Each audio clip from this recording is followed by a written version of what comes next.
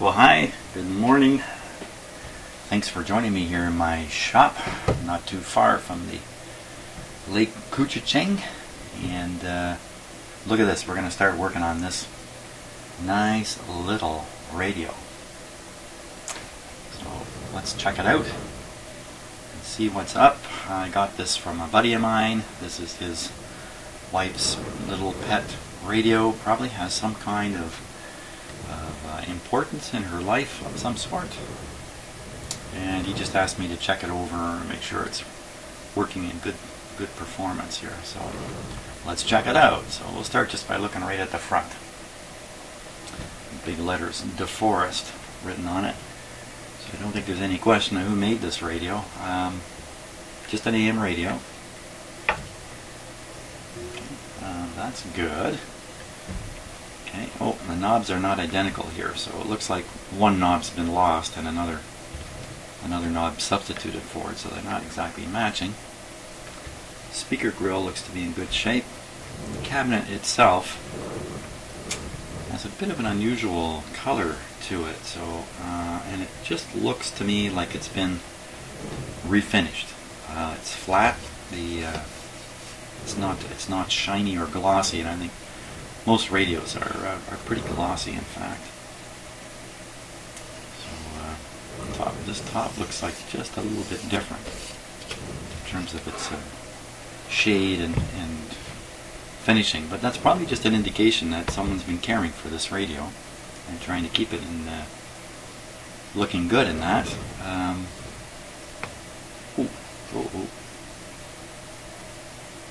It's coming apart here at the seam.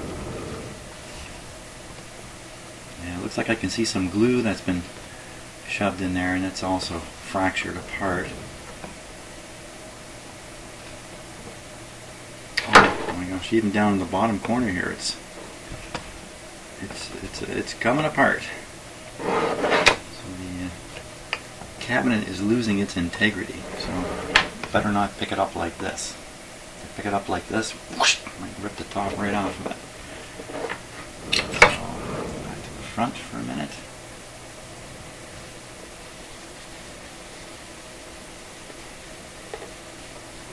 Yeah, plastic seems good, and a little bit of paint on it. Yeah, almost all old radios have paint speckles on them somewhere. Has a complicated shape right in here. It's not as simple as might be the case, but it's in good shape. It's a little bit yellowed. That's kind of inevitable. Now we take a look in the back here. So as far as I know, this radio works. I think what I'm doing is just making sure it's working well, and it's going to work on into the future. So right away I can see there's a sheet of asbestos under the chassis here. I can see the edge of the asbestos here. So there's an information card up in here. Looks like it's the license card. Back when this radio was built in Canada, you required a license. You had to register with the government that you owned receiving equipment, because you could be a World War II spy.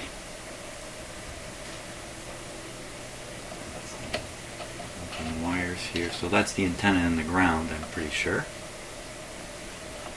Very sure.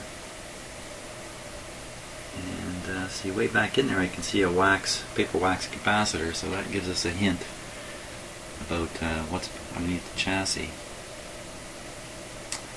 So we could plug this guy in right now. Why would we do that? Why would we not want to do that? Based on the fact that it looks okay, and I was told it operates, at least I think I was told it operates. I can't see too much concern about plugging it in, so, particularly because I use a restricted power supply. So if there's something really wrong in here, all that'll happen is my light bulb up here. Oh, come on.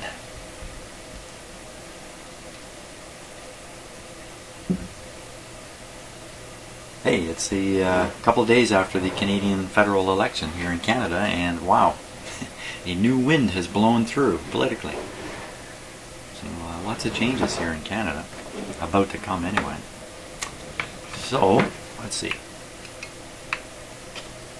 Ooh. Ooh, that's a really scary on-off switch. You really got to work it hard. This just doesn't feel right at all. This is all crunchy. Ugh. Ugh.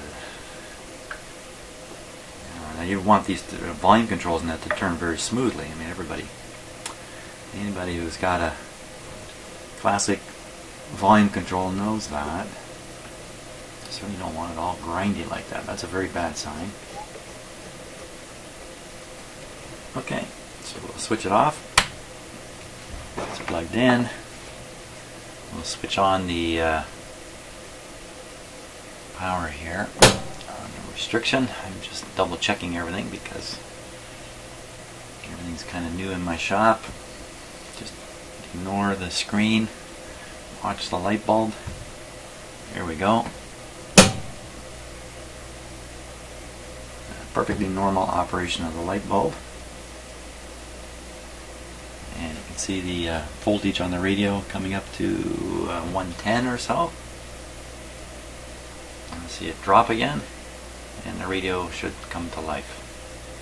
Because I have the volume turned right down right now.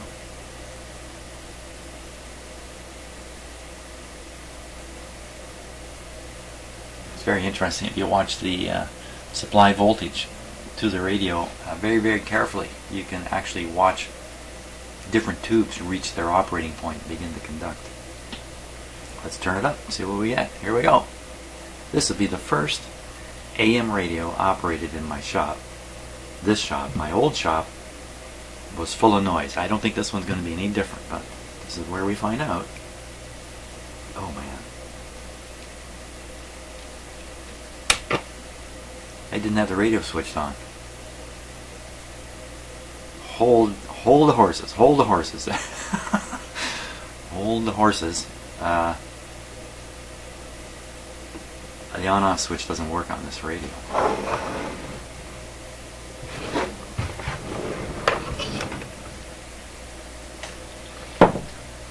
What is up here? I got fooled right away.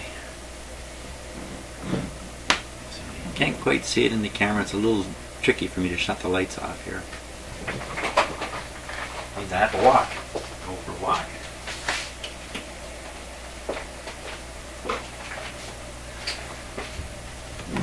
So I'm looking at the tube glow. Okay, so I see the rectifier in the output tube over here glowing quite brightly. These ones, other tubes, I shouldn't stick my finger in there in the dark. They appear to have no glow at all. We are on restricted power, so maybe I just can't see it here.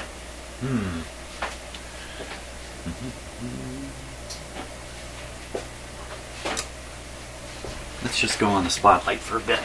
I'll leave my big overhead light off. I have to do a little bit of video experimenting here too while I'm doing these videos, now that all my apparatus is different. And talking about different apparatus, if you look up here, you see two microphones.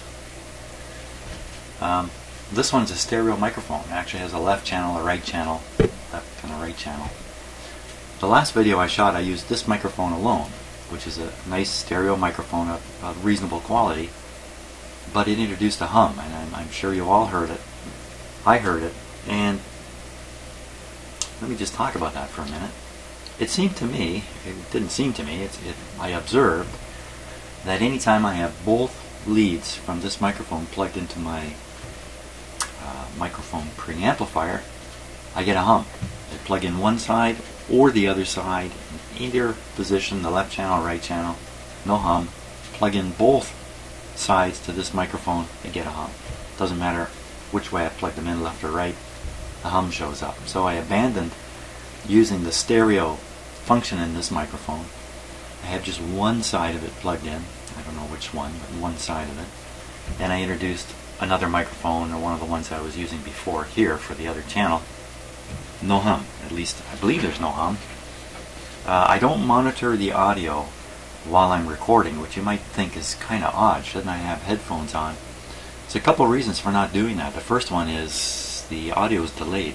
if it's coming out of my computer, which is where I would take it from, it's going to be slightly delayed.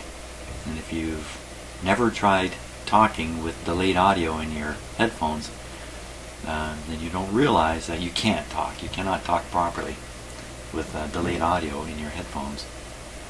And the second thing is, it causes abnormal behavior when you're wearing headphones in the way you control your voice and the way you talk. It will change. You won't sound quite as natural and normal if you listen to yourself like that, because it's not natural and normal to listen to yourself with headphones. So those are the two reasons why I don't do it. The consequences are sometimes the audio is messed up and I don't realize it.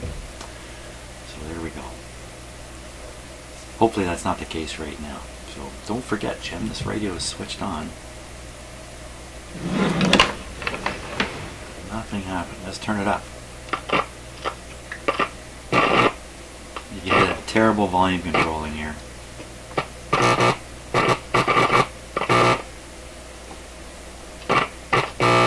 Well, I think it ranks as really bad.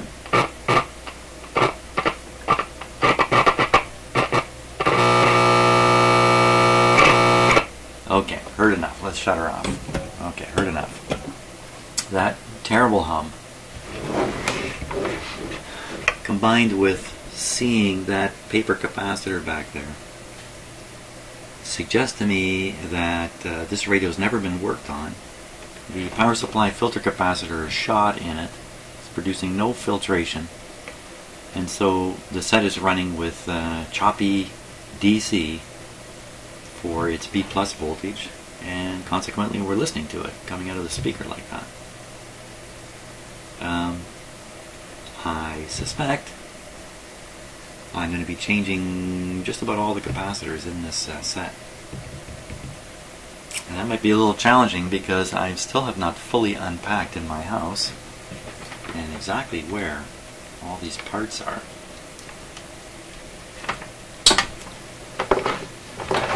Which box they're still in. It's a bit of a challenge, but I think the best way for me to move forward here in my shop is to start doing work, and it's going to force me to bring out the important tools I need and parts and everything else. So perhaps I was mistaken about being told that the radio was working. Certainly not working now.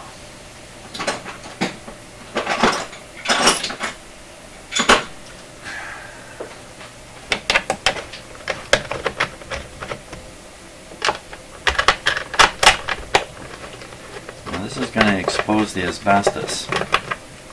Now here I am in my brand new shop about to expose asbestos into it. How dangerous is it? Well, I think the basic idea with asbestos is keep it to an absolute minimum or a zero if you can do it. So what I might do is pop out doors of this radio apart outside. Because almost certainly when I pull that chassis out, you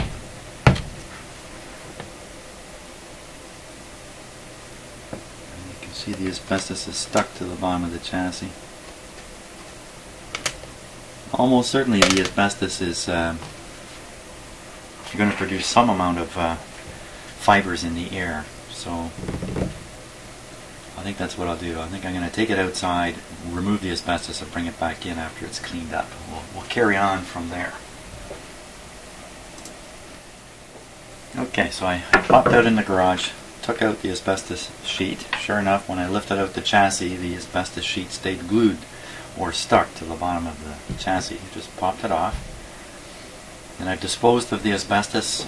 Small amount of asbestos really isn't a regulated item, is my understanding of it.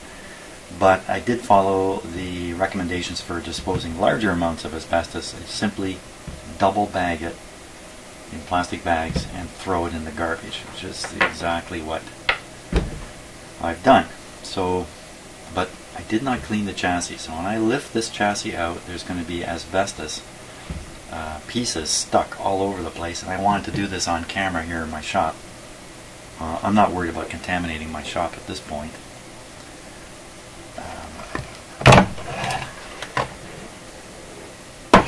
Let's take a look. I did want to show this on camera. For anybody who's working on these radios, I think you really want to deal with the asbestos. Oh my God, talk about wax capacitors. And my theory is exactly correct. Nothing's been done to this radio. It's all original in there. Whew. And all kinds of asbestos, and it looks like just dust and some dirt in there too. So, wow, that's a little more. You see where the radio is clamped down onto the asbestos. The asbestos is really adhering tightly to these mounting tabs. And you know, you don't want to just get a brush and flick it off. That's not going to be good. And I don't have a vacuum handy in my shop yet.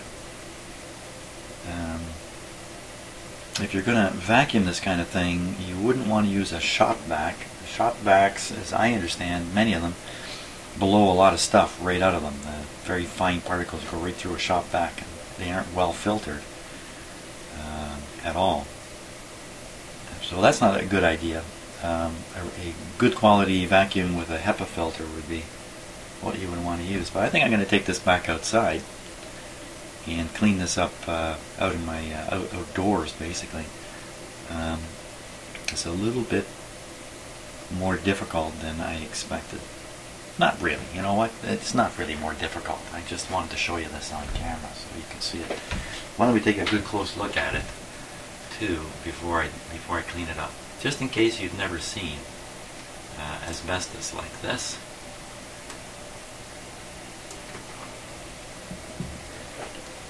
And you know what? We'll do the close-in inspection at the same time. I won't be disturbing anything. So first of all, with the asbestos, you can see the long fibers there. And of course, what you can't see are the tiny, tiny fibers that can be released and are floating around. Now, I'm sure there's a certain amount of asbestos often in the environments we're in. And I'm pretty sure you need a pretty heavy dose of this stuff to really put your life at more risk than all the other things that are threatening our lives. So, there we go. Quite a chunk of it there. So you don't just want to sweep this off and have it all over your shop. I don't think that's a good idea myself. So let's do the inspection here. Resistor, old capacitors, a mini mic. Mini mic, eh? Never heard of that. Made in what does that say? Made in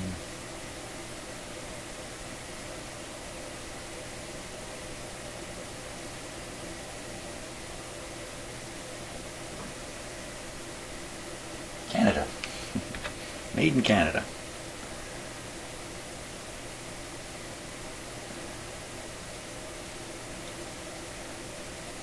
So I'm just looking for anything egregious, any signs of previous work, anything burned up, darkened, and blackened. Yeah, I think if I'd looked under here before plugging it in and trying it, I wouldn't have bothered plugging in and trying it out. Well, you know what, I probably would have. I'm too curious, so I probably would have anyway. But just from looking in this radio, you can tell it's in dire need of work. Now there's something kind of funny right there. That connection.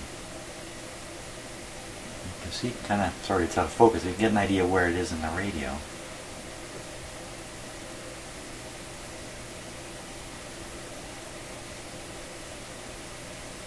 So it looks like that's been snipped open and then soldered back. Oh, over here it looks... This is a little bit strange, isn't it? It's like there's a little length of wire there hooking the end of this resistor and catching this terminal strip here. Anytime you're looking at an old radio like this, you need to be suspicious that it's been worked on, and it's worthwhile to try to figure out what's been done. Now that looks a little odd too, that yellow wire down there. That's not the right vintage of wire. You can tell from the plastic insulation. It's an oddball. And where is it? It's right on the back of the on-off switch. I wonder if that's the shorting wire put in place to short out the switch, because the switch is actually open all the time, not closed all the time. So I would, bet money on that one. So why is this done? I don't know what the story is with this thing here. I think I know what that yellow wire is.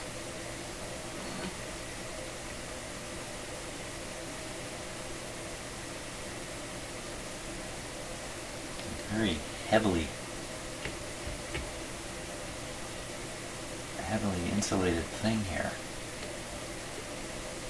That might be a little piece of power cord. Where's the power cord? Power cord comes in the top here.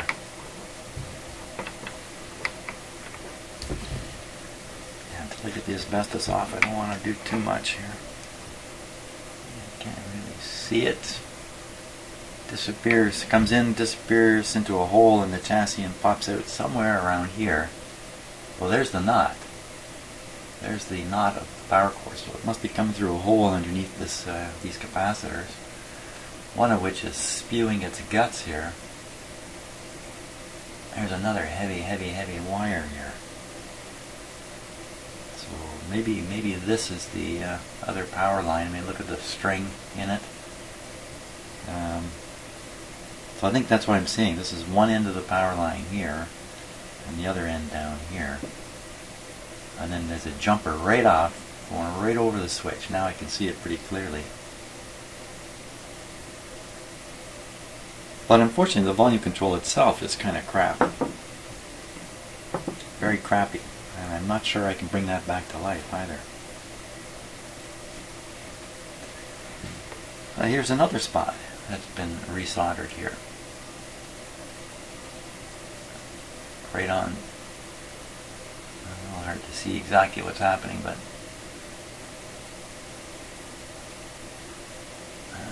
why would that be? Why would somebody nip that and solder those back together? I don't know. Look at the condition of this capacitor. Oh boy.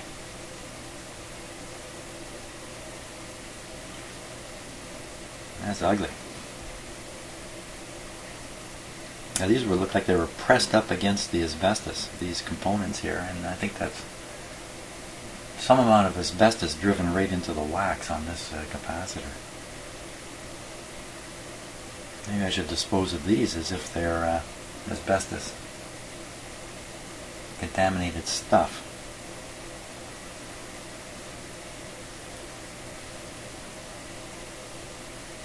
And there's another solder connection that doesn't look factory to me.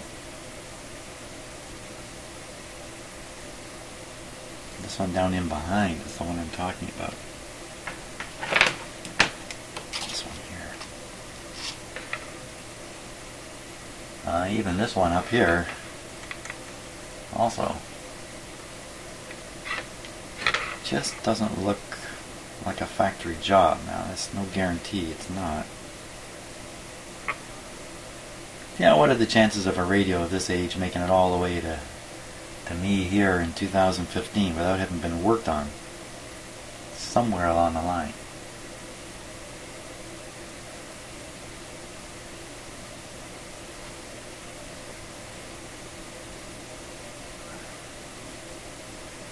You can see there's dust fibers everywhere. Some portion of those fibers is going to be asbestos. Maybe most of it. And you think about it, this thing was sitting on top of an asbestos sheet, pretty much sealed up. Pretty much. So where would all this dust come from?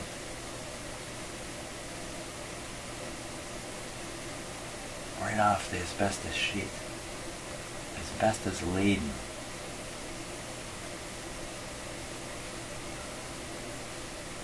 It won't be easy either to clean it. What I'll do is I'll wet this thing. Use a wet paper towel, that kind of stuff, disposable stuff. Wet it, and with a scraper, actually scrape away at the stuff while it's wet. As long as it's wet, it's not likely to generate a fiber, or airborne fibers. Wow. Well, and look at how packed in it is. Let me just switch to the other camera because it's in focus here. This is a real packed in little radio. And I'm not too surprised about that, because when you pick it up, when you pick up the radio in the cabinet, it feels like a chunk. So I'm not surprised it's packed with stuff. Now, another observation I didn't bother making, but I really need to, is there a transformer on this radio? I doubt it very much. Oh, what am I talking about there? There it is, great big transformer. So, surprisingly enough, this is not a 5-tube series type radio where you need to worry a lot about the chassis being live. It actually has a transformer, and that, of course, bulks up the weight quite a bit. There's the antenna there. I say that capacitor I saw from above is part of the antenna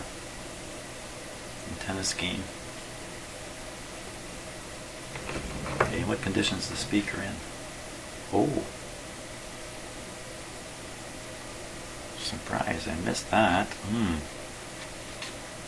Wow. Okay, the speaker's in big trouble here. Let's get the close-up on that. Well, I shouldn't say big trouble. It's not big trouble. Wait, don't run. This kind of trouble is lots of fun. Oh, so clearly this has been repaired in the past. Clearly? I don't know about clearly. Maybe not clearly.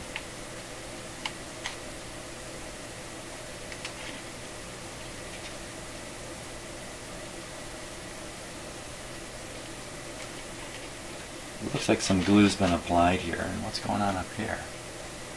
Same thing. There you can see clearly glue has been applied, and the glue has curled and lifted.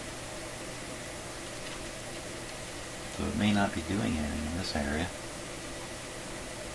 Now these speakers tend to develop cracks around the perimeter. Very fine cracks. There might be one right there, right at the edge of my finger.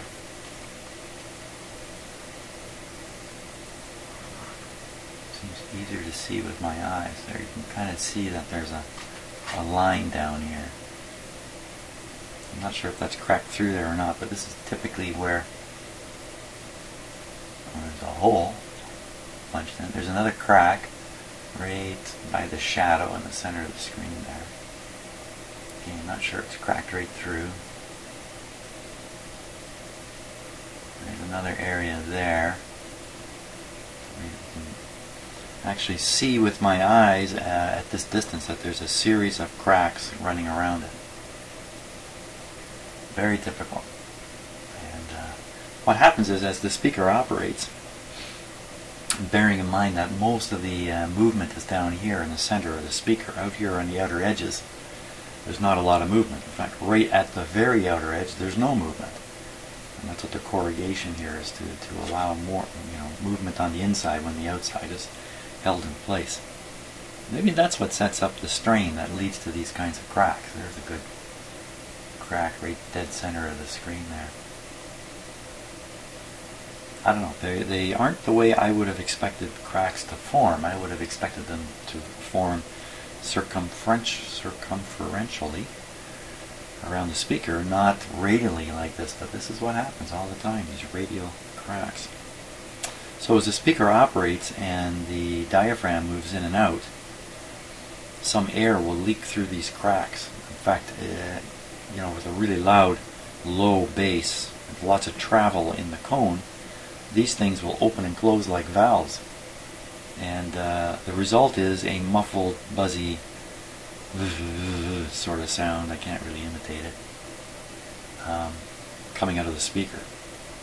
And if they leak really bad, if this is really open, you're going to let too much air sneak from the front of the diaphragm, let's say during the outward travel. As the speaker diaphragm travels forward, pressure builds on the forward side of it.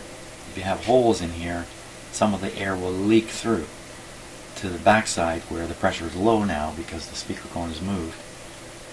And the result of that is a loss of volume, because the speaker is no longer throwing as strong a pulse into the air that you're listening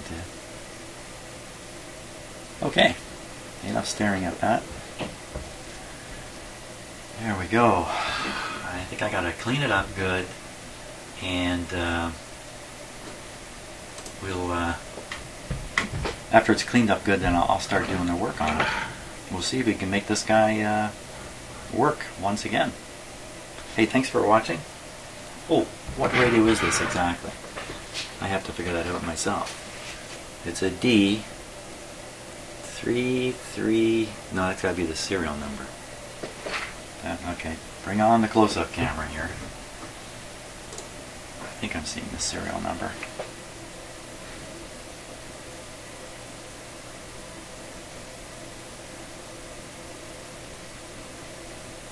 HEPC approval number. D83599, 115, 40 cycles. No, cycle, what am I saying?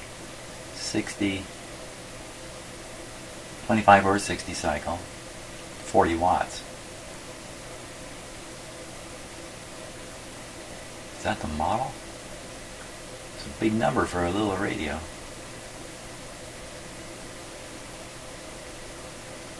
"10DA517, manufactured by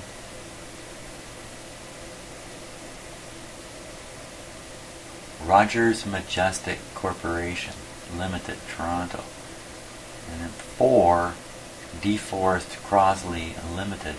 It's interesting. So this radio is actually built by Rogers Majestic as the manufacturer, but on order from Deforest Crosley.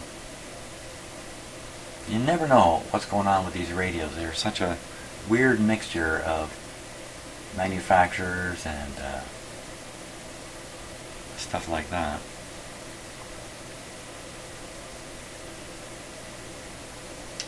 Well, I can't quite cycles. I think it says type TYPE 10DA. Sorry, I can't move my camera right. 10DA517.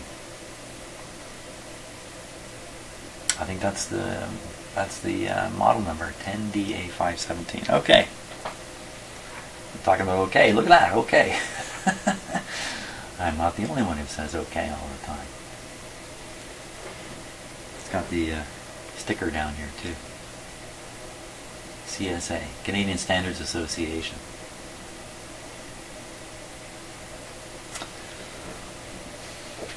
Very good. Let me clean it up now. Hey, thanks for watching.